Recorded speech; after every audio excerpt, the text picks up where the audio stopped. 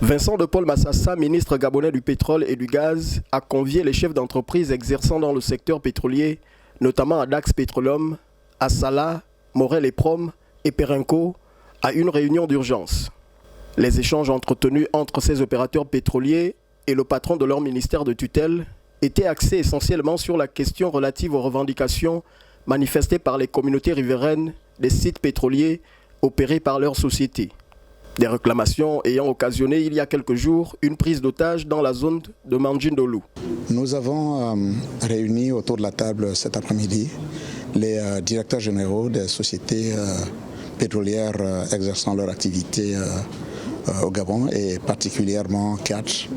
Nous avions évoqué, n'est-ce pas, la situation de crise qui a prévalu la semaine dernière notamment, pour lesquelles le point de départ était, je dirais, des difficultés qui ont enregistré les opérateurs pétroliers, n'est-ce pas, dans l'exercice de leur activité, eu égard, n'est-ce pas, aux revendications faites par des populations dans la zone de Mandjindolo.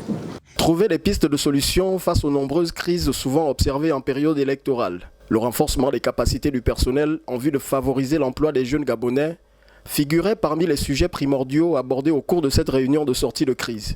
Nous pensons effectivement que lorsqu'on parle de l'emploi des jeunes, c'est une revendication légitime. Maintenant, de la manière avec laquelle ça s'exprime, nous sommes emmenés parfois à nous interroger. Toutefois, quand on parle de l'emploi des jeunes, il y a effectivement certains qui sont déjà employés, il y a d'autres, mais dans quelle mesure est-ce que nous devrions augmenter, faire l'effort?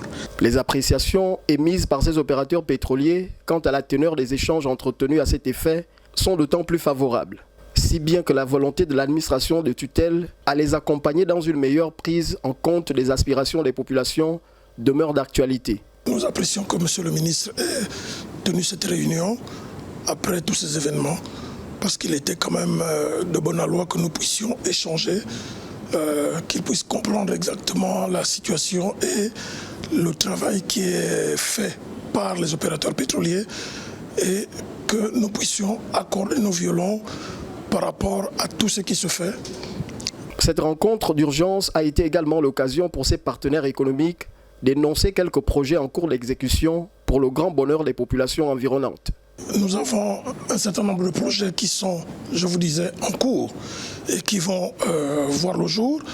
Il y a d'autres réunions qui vont avoir lieu en ce qui concerne un certain type de population, particulièrement comprendre la situation de certains jeunes dans la contrée par rapport à leur capacité à pouvoir travailler, parce qu'il faut quand même que vous sachiez que tous les métiers ne sont pas des métiers forcément de très haut niveau, de très haute performance. Il y a des personnes qui sont avec des niveaux beaucoup plus bas et qu'il faut tenir compte de tout ceci et de voir la situation de façon globale et pouvoir répondre de façon correcte à ces différents événements.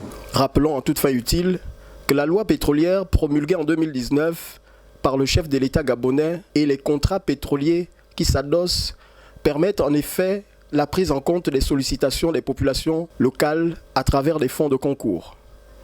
Toutefois, le ministère de tutelle et les responsables d'entreprise se sont accordés sur la nécessité de fournir des efforts complémentaires à l'issue des rencontres avec les représentants des communautés afin d'aboutir à un apaisement durable.